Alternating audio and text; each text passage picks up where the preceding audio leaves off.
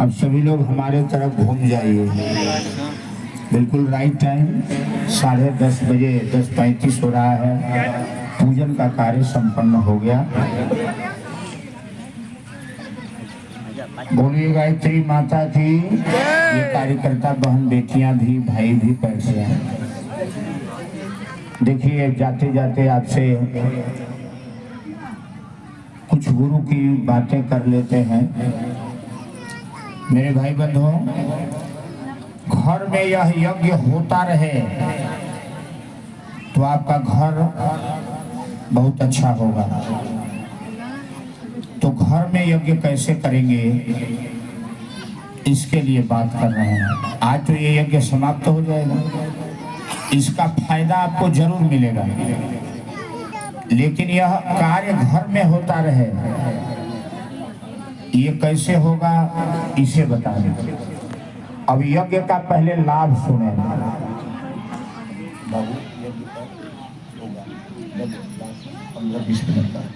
बोलिए गायत्री माता की। तो इंदौर में, मध्य प्रदेश में इंदौर है, आप सभी जानते हैं। इंदौर की सरकार ने अभी जब गुरुजी थे, शरीर नहीं छोड़े थे, मैंने शरीर में जब थे, गुरुजी हमेशा हैं, शरीर केवल छोड़ दिए हैं। गुरुजी जब चाहते हैं प्रकट हो जाते हैं, जिनका चित्र आप देख रहे हैं, आपकी मुसीबत में प्रकट होके और लाभ देते हैं, आपका मदद करते हैं। कितनी बेटी बहनें अकेले रास्ते में पड़ जाती हैं और जब याद करती हैं कि अब तो गुरुजी हमको कौन बचाएगा, रात हो गया, ऐसे भेष में बूढ़ा अनजान आदमी बन के आते हैं और उसको बस में बैठा देते हैं और फिर वो आदमी गायब हो जाते हैं। ये गुरुदेव का मैं आपको परिचय दे रहा हूँ। बहुत सारे बीमार आदमी गुरुदेव के पास में गए, फेफड़ा खराब हो गया था, हार्ट खराब हो गया था, सड़ गया था। गोरखपुर के एक श्रीवास्तव जी थे, उनका फेफड़ा सड़ गया था। मथुरा में गुरुजी अभी थे, ये 50 वर्ष पहले की घटना है। तो डॉक्टर ने कहा कि देखिए आपका फेफड़ा का ऑपरेशन होगा, लेकिन पता नहीं ठीक होगा कि नहीं, कुछ कहा नहीं जा सकता है, ऑपरेशन तो करना पड़ेगा, बचेंगे कि नहीं ये गारंटी नहीं।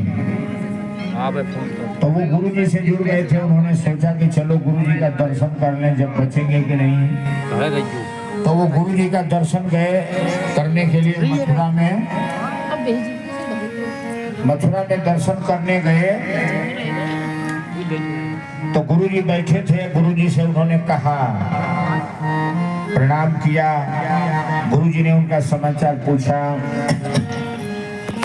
जल्दी बैठ जाएं जो भी सज्जन आए हैं। बोलिए गायत्री माता की।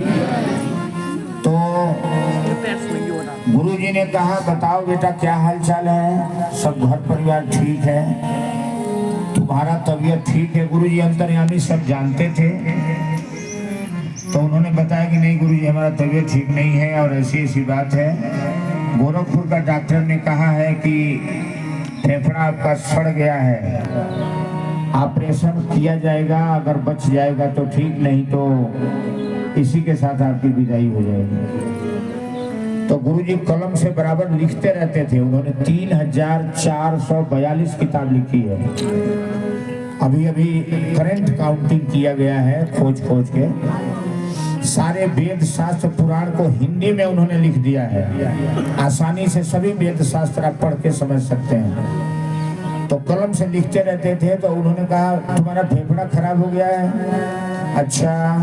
और उन्होंने कलम लिया और उनके सीने पर एक बार ऐसे तिरछा खींचा, एक बार ऐसे तिरछा खींचा, एक बार बीच में खींचा, एक बार बेड़ा खींचा और घुमा दिया कलम सीने पर।